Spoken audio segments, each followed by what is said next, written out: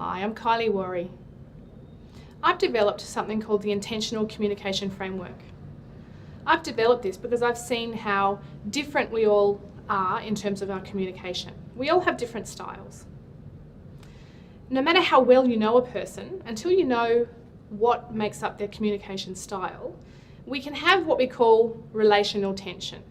And even when you know someone really well, it can still affect you. Let me share a story with you. When my husband and I were first dating, we used to love going out for coffee. We would go and we would sit in the sunshine and we would have a coffee and talk and share. And there's something that was happening that I noticed over a period of time. First of all, it was subconscious, but then I noticed it getting more and more conscious. We'd sit for a coffee, we'd start to chat, I'd just start to relax, and my husband would start to drum his fingers on the table. The moment that happened, I would tense up, scull my coffee, and we'd leave. Now, I did this for almost a year before I realised what was really happening. And then one day, it must have just been the perfect storm. It was a sunny day, the coffee was beautiful, I was really needing a relax. And I sat down and started drinking this beautiful coffee when my husband started to drum his fingers.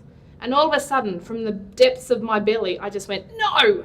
And my poor surprised husband said, What are you talking about? And I said, "No!" And he's like, "No what?" I said, "I'm not hurrying my coffee." And he said, "But I'm not asking you to hurry your coffee." And I said, "Yes, you are. You're drumming your fingers." And he said, "No, darling, I've got music in my head."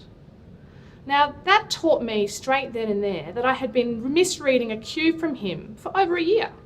Now, my husband's a musician, so of course he has music in his head all the time.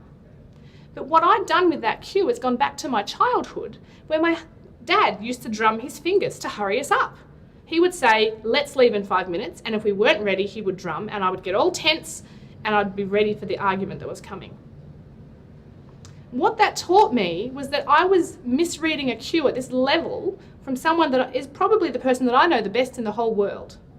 So what am I doing to people that I work with? How many cues am I misreading in the workplace? So I just want to challenge you to think about that for a moment and think about what's actually happening in your connections.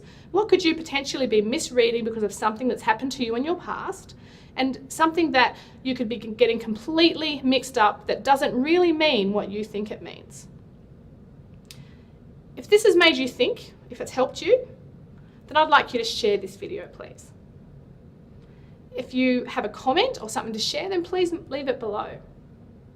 If you'd like me to speak at your next event about getting more intentional with your communication, then also check it out at kyliewarry.com.